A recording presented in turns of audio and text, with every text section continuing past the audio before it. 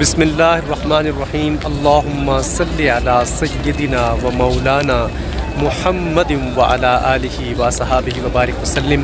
السلام علیکم خواتین و حضرات، امید کرتا ہوں آپ سب لوگ خیریت سے ہوں گے۔ اللہ تعالیٰ کا بڑا شکر ہے کہ اللہ تعالیٰ نے اپنے حبیب مکرم صلی اللہ علیہ وآلہ وسلم کی بارگاہ میں اس بندہ ناچیز کو بارہا حاضری کا موقع فراہم کیا، اور میں شکریہ ادا کرتا ہوں حضور سیدنا محمد مصطفیٰ صلی اللہ علیہ وآلہ وسلم کا بھی، کہ جنہوں نے اپنے در اقدس پر اس فقیر کو، اس بندہ نچیز کو برداشت کیا۔ آپ کا کرم ہے کہ آپ نے یہاں پر حاضری کا موقع فراہم کیا۔ ناظرین، جیسا کہ آپ کو علم ہے کہ ہم مختلف نعتی اشعار کے اوپر گفتگو کرتے رہتے ہیں، اور یہاں پر معمولات مختلف ہیں۔ میں کچھ دنوں سے اشعار کے اوپر وضاحت گفتگو تو نہیں کر پا رہا، لیکن میں کچھ نعتیہ کلام آپ کو گا کر سنا رہا ہوں، اور ساتھ ساتھ آپ مسجد نبوی کے اور روضہ رسول صلی اللہ علیہ وآلہ وسلم کا دیدار بھی کرتے ہیں۔ تو آج محمد اعظم چشتی صاحب کی کچھ پنجابی رباعیات ہیں جن کو میں نے گایا ہے، گنگنایا ہے، آپ سماعت کیجئے گا۔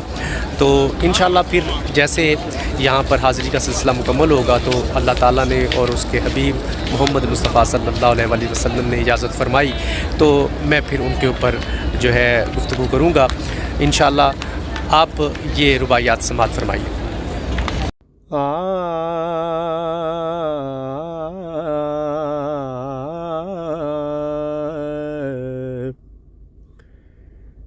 ਵੇਖਣ ਨੂੰ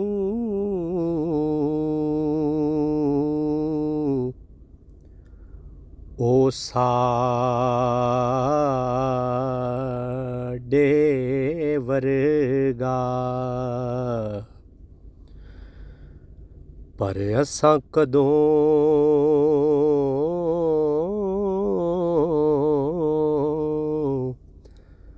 ਉਸ ਮੁੱਲ ਦੇ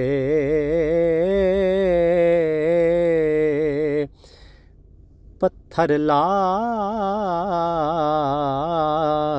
ਦੇ ਭਾ ਨਹੀਂ ਵਿਕਦੇ, ਫੁੱਲ ਕੰਡਿਆਂ ਨਾਲ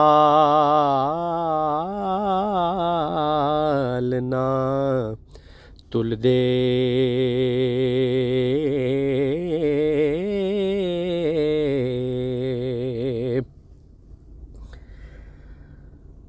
ਜੋ ਇਸਰਾਰ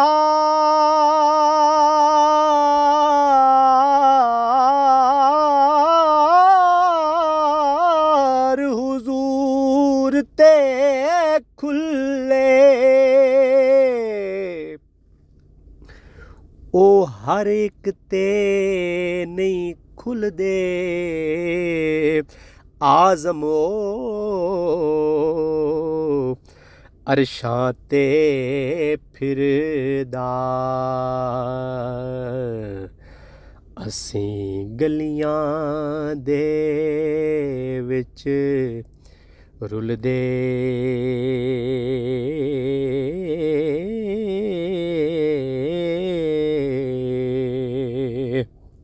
ਤੇ ਯਾ ਰੱਬ ਹੋਰ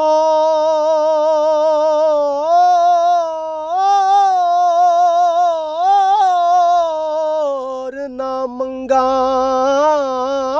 ਤੈਥੋਂ,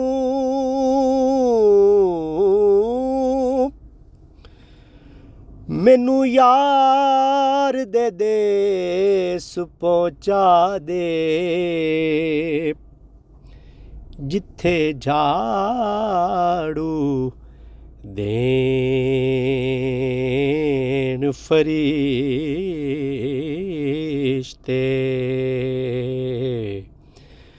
ਉਹ ਸੋਹਣਾ ਸ਼ਹਿਰ ਵਿਖਾ ਦੇ,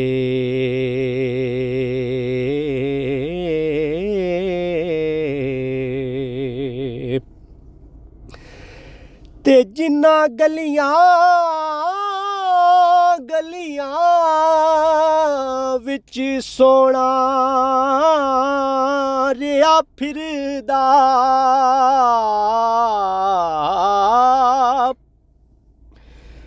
ਉਹਨਾਂ ਗਲੀਆਂ ਦੀ ਖਾਕ ਬਣਾ ਦੇ ਆਜ਼ਮ ਤੇ ਜੇ ਕਰਮ ਕਮਾਵੇਂ ਇਹਨੂੰ ਯਾਰ ਦੀ ਦੀਦ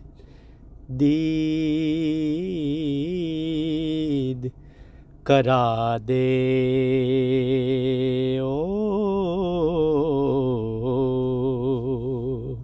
محترم ناظرین و سامعین، آپ نے محمد اعظم چشتی صاحب کی یہ خوبصورت پنجابی رباعیاں سماعت فرمائی، اور آج کے لیے صرف اتنا ہی. حاضر ہوتے ہیں ایک اور نئے کلام کے ساتھ ایک اور ویڈیو میں. تب تک کے لیے اجازت دیجیے.